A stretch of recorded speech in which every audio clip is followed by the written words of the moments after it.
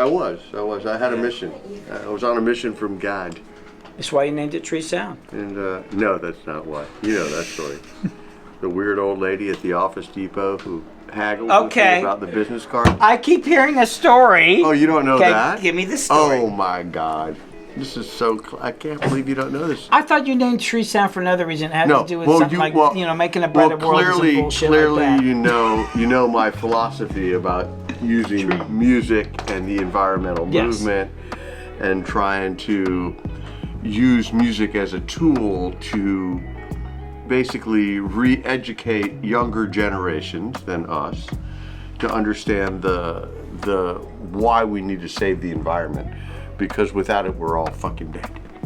So we kind of need it. Self-preservation, don't want to die, want oxygen, want clean water, want good food, all those things. So I get into the whole music business because I think that's a better idea than becoming a lawyer. I was going to go to law school, and I was pretty dead set. I'd spent 6 years in college at that point. Got a 2-year associate's degree for my 6 years, but I made straight fucking A's, bro. So I was like, I could go to wherever I wanted to go.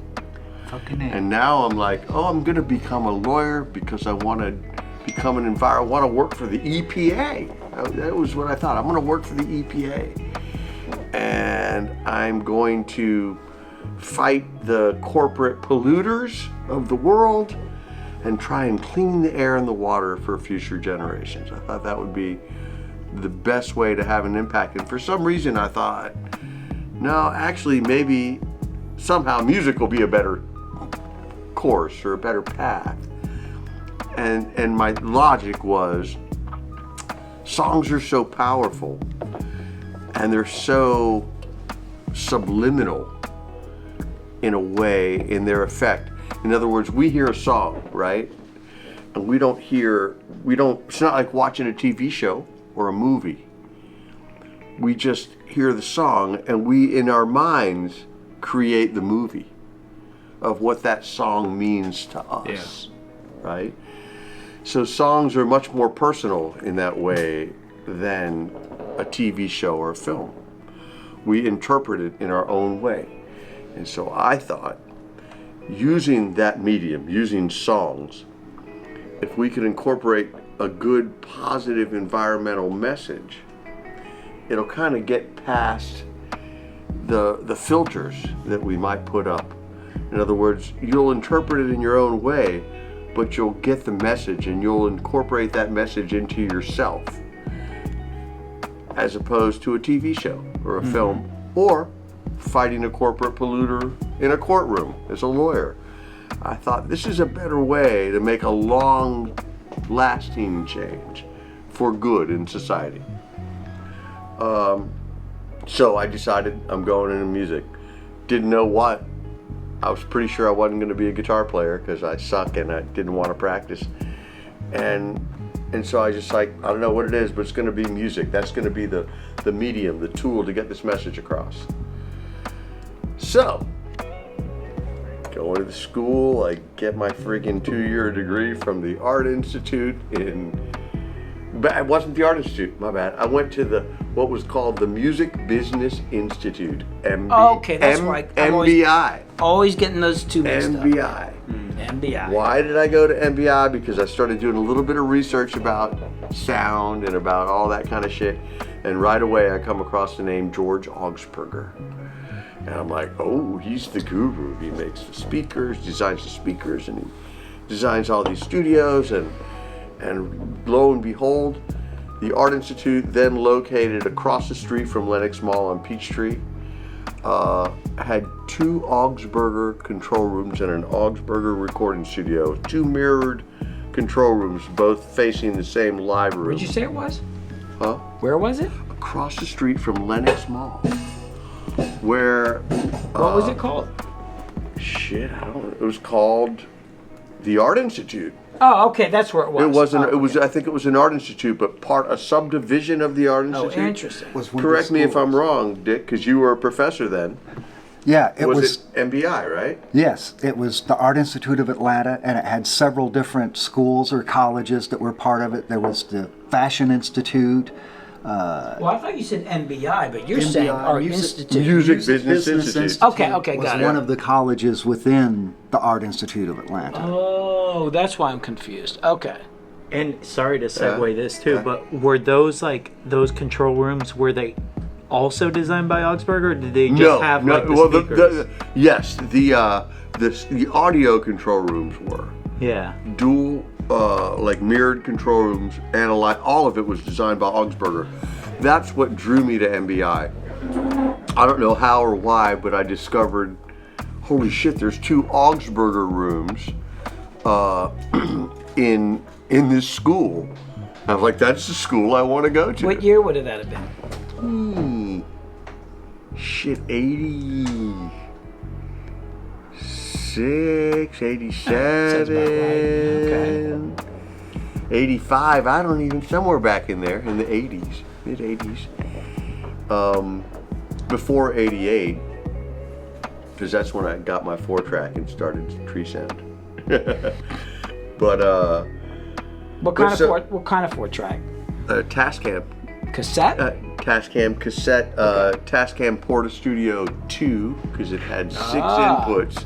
That's number 2. Number 2. I never had one, but yeah, I remember when those came out. Yeah, that was my first thing. That's what I started what got with me too, What got me hooked on recording was Crazy. it's the craziest shit ever. I was like, I bought this thing.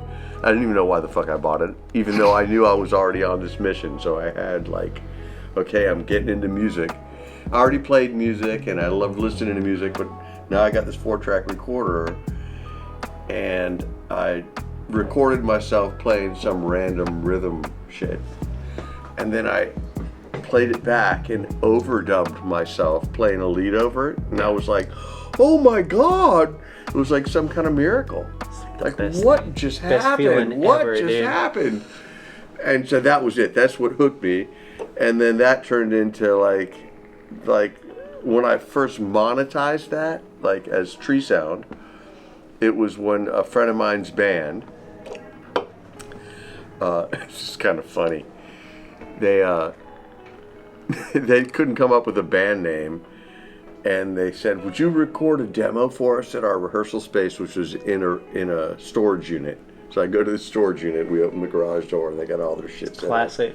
And I'm recording their demo, and that was and they paid me $100, and they got me a 6-pack of beer and a pizza. Nice, that's good pay A 6-pack for the time and the beer. Fuck yeah! I'm eating. I got a 6-pack. I got $100. That's like $10,000 nowadays. That's like $2 million nowadays. No. So I was like, this is pretty decent, and that's kind of how it started. And and the name of their band. So they had this terrible ground hum through everything. I could, all their amps, probably because who knows what the power is in a storage unit, right? But there was this terrible ground hum and everything, and they couldn't come up with a name for their band. And I said, well, you got a serious ground problem here. And they're like, that. And I said, yeah, if you had a common ground, we wouldn't be hearing this fucking nasty ass, you know the sound, 60 or something. And they were like, oh, this is the name of our band, dude. Common Ground.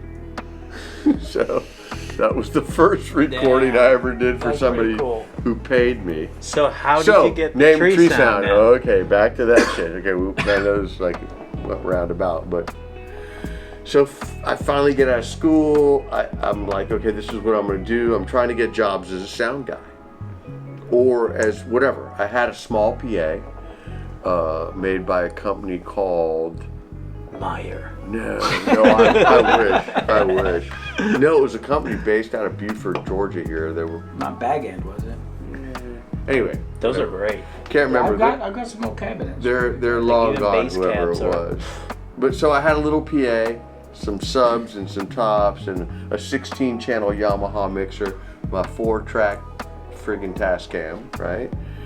And I was just trying to get gigs, so I would do sound for a frat party or whatever, anything, anybody who would pay me. And if anybody needed sound at a club, I would go, I would run sound. So I was a sound guy, basically, with a small PA and a 4-track. And it's before I met you, dude. Oh yeah, sure. This is before I met you. Not too many years, but a handful. Yeah. So I'm like, one day somebody goes, hey, you got a business card? I'm like, fuck no. They weigh me down. So they weigh me down, bro. They're too heavy in my pocket. Too heavy in my pocket. I'm too weak to carry them. Anyway, so I see this thing at the Office Depot right there on Jimmy Carter and 85 in that little shopping center. And yeah, fuck me, I'm sitting down too. And it's like $9.99 for 1,000 business cards. And I'm like, oh, there you go. I'll spend $10 fucking and get 1,000 cards. So I walk in one day. I'm here to get the business card deal, and they go, okay, and they direct me to the very back of the store. And the back of the store was an area where, like, if you wanted to get shit printed, like a business card or stationery, people had that then. Like envelopes or a piece of fucking paper that had your logo on it. I remember a big chunk of my life was at Kinko's print shops and stuff like that. And this building... Printing, said 24 hours Kinko, 5 minutes from my home. Bro, before that, this building was a printing fucking factory. I remember when you bought it, and that shit was still in here. It was like, but anyway, so rewind. I get the fucking, I'm like, I'm gonna get my business cards, $9.99. That's $9.99, children, not $100, like $10 fucking dollars, right? I'm getting 1,000 business cards. So. Now it's literally $100 for right? 1,000 business cards. Yeah, just to be clear, not $999, not exactly. Anyway, so I go in there, and there's this old like lady behind the counter, and she was like an old New Yorker. How old would you have been? I would have been 25. Okay. Or something like that, maybe. Pretty young. I have to do the math, but don't make me do that. That's approximate, it's fine. But yeah. And so I walk in there, and there's this older lady, gray hair with the glasses and shit, and she's like a New Yorker. Yeah. So she's like, like, yeah, what do you fucking want? Not like that, but kind of, that vibe, the vibe. And so I'm here to get my business cards. All right, here's the form. I fill it out. I put Paul Diaz, audio engineer, phone number. There was no fucking email then. But, yeah. It was just Paul Diaz, audio engineer, phone number. That's all I need, bro. And here you go. And she looks at me and she goes, what's that? I'm like, audio engineer. What is that? And I'm a sound guy and I record stuff sometimes, sound stuff. She goes, that's it? And I go, well, yeah. She goes, well, you get a logo. I'm like, what do you mean? So she pushes this, like, 8 by, whatever, 8.5 by 11, whatever page of black and white logos in front of me. And there's she goes, you get one of these. It's part of the deal. And so I'm looking at them and I'm like, fuck, man. I got a sewing machine here. I got a hammer and a saw. I got a lawnmower. All these generic logos that you can imagine from that era.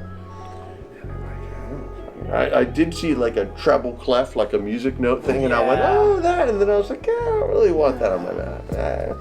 Yeah, sounds, at that point, anyway, it didn't make sense. I was like, I don't really see anything. And she's like, well, you got to pick something, you get one free. Like, yeah, going to do this, and I see this little fucking tree. I go, I like the tree. I could give you the tree. She goes, oh, where do you want it? Put it right here in the middle at the top. And so I go, okay, so here you go, lady. Like, I'm trying to be fucking done with this, right?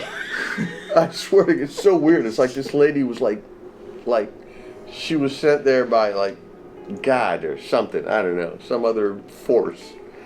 put this lady in my path. And I was like, all right, there you go. All right, little tiny tree at the fucking top. Paul Diaz, audio engineer, phone number. And she just looks at me and like, and I go, I don't know. She goes, that's it? And she goes, nothing. What is, she's looking at me like confused, which I kind of get because she's an old lady and she doesn't understand what an audio engineer is. Are you a landscaper? No, but she's, right, but she's like going, okay, so she kind of like pushes it back at me and I'm like, all right, I flip it back around like, okay, and I'm looking at like what is supposed to be the layout and I just go, well, I have a PA, and I guess, I do sound. So I said, tree sound. I said, put tree sound. And she's like, oh, now we're cooking, right? Like, okay. And I was like, there you go. Tree, a little fake fucking tree logo. Tree sound. Paul, audio engineer, phone number. Cooking. Okay. And I go, here we go. And she's just like, like, I don't know why, but she just like gives me this like, nah. And I'm like, how about like Tree Sound Studio? I said, one day I would like to have a studio. Mind you, I just graduated from fucking the Art Institute. I'm trying to get a job as a sound guy. And I'm like, I would like to have a studio one day. And so I go, Tree Sound Studio. Boom, there it goes. And I give it back to her. And right as I'm giving it back, I'm like, no, you know what, man? I said, make it Tree Sound Studios. Because I'd like to have more than one.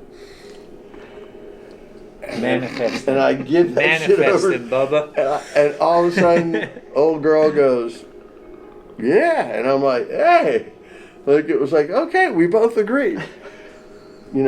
Paul Diaz, or the tree logo, Tree Sound Studios, even though I had no fucking studio, I had a 4-track in my truck. That's why people go, how'd you start Tree Sound? I'm like, with a 4-track in the back of my Isuzu Trooper, which I'm putting a new head on this year. It's 40 years old.